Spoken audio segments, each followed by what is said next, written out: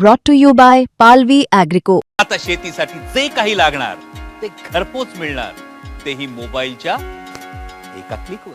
24 घंटे बोलणारा पत्ते खेळणारा नगराध्यक्ष. अरे आता तुम्ही आम्हाला काही मला येणार का? आम्ही काय तुमच्या माहितीसाठी हातात बांधण्या भरल्या? एवढे जर लोक बदमाश या शहराचा ताबा घेत असलेल्या नगराध्यक्ष रूपानं, तर ही काही चांगली गोष्ट नाही. हिंगोलीत महायुतीचे आमदार हे असे आमने सामने आलेत.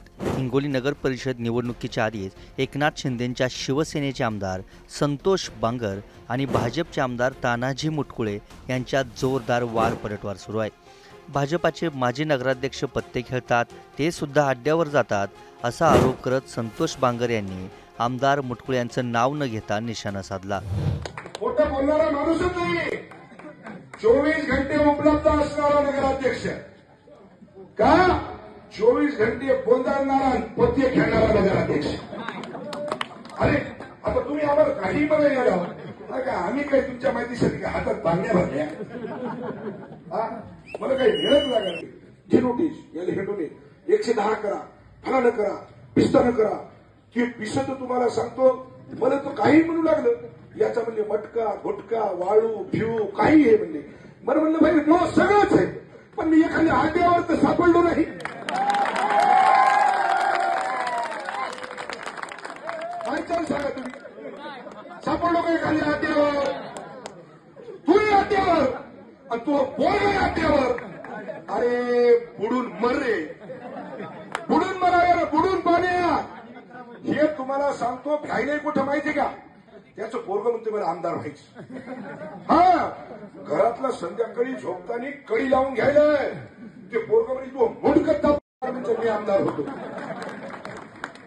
वस्तुस्थिती हो, मी खोटं बोलणार नाही, वस्तुस्थिती आहे. त्यानंतर मुटकुळेंनी बांगर यांचे सगळे आरोप फेटाळून लावलेत. 3 कोटींच्या बनावट नोटांवरून शिंदेंच्या शिवसेनेतील जिल्हाध्यक्षांवरच मुटकुळेंनी गंभीर आरोप केलेत.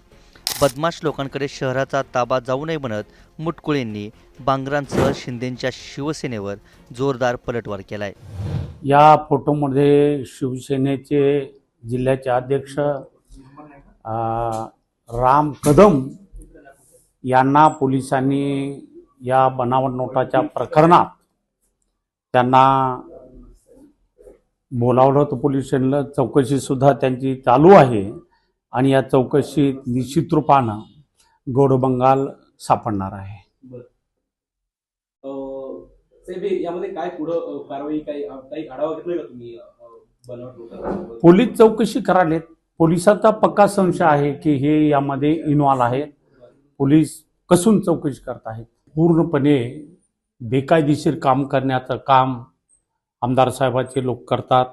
त्यांचे युवाचे जिल्हाध्यक्ष असो, आता एकेकाकडं 15-15 टिप्पर त्यांच्या दारात उभे आहेत. ते काय एखाद्या मालवाहतुकीचे आहेत का? सगळे रेतीचे टिप्पर आणि मटक्याचे अड्डे सगळे त्यांचेच आहेत. त्याचबरोबर घायवाळ नावाचा जो आंतरराष्ट्रीय गुन्हेगार आहे, हा गुन्हेगार सुद्धा इथं आमच्या हिंगोलीत येऊन गेला. तो कुठं राहिला करायला त्याच्या तपासण्या आता चालू आहेत. आम्ही पोलिसाकडे दिलेले डीजे मॅडमची मी मागच्या आठवड्यात भेट घेतलेली आहे. त्याचबरोबर काल परवा बनावट नोटाच्या संदर्भात सुद्धा पोलिसाकडं माहिती आहे आणि कालच शिवसेनेचे जिल्हाध्यक्षांना पोलिसांनी बोलावलं होतं. तुम्हाला मी आता फोटो दाखवला आणि त्याची सुद्धा कसून चौकशी चालू आहे. 3 कोटी रुपये आमच्या हिंगोली शहरात आले. ते आपले काही लोक, ओडर समाजाचा एक मुलगा आहे, त्यालाही परवा पोलिसांनी धरलं होतं. एक डीचेचा गायकवाड नावाचा आहे आमच्या आंतोळीनगर भागातला, त्यालाही पोलिसांनी धरलं होतं. नगरहून काही लोक धरून आणलेले, संभाजीनगरहून धरून आणले. याचा छडा लागणार आहे आणि त्यानंतर त्यांना कळेल की आपण काय, तर लोकांना कळेल की हे कुठल्या म्हणजे स्तरावर जाऊ शकतात. एवढे जर लोक बदमाश या शहराचा ताबा घेत असलेल्या नगराध्यक्ष रूपानं, तर ही काही चांगली गोष्ट नाही. हिंगोली नगर परिषद निवडणुकीवरून महायुतीतले आमदारच आमने सामने आलेत.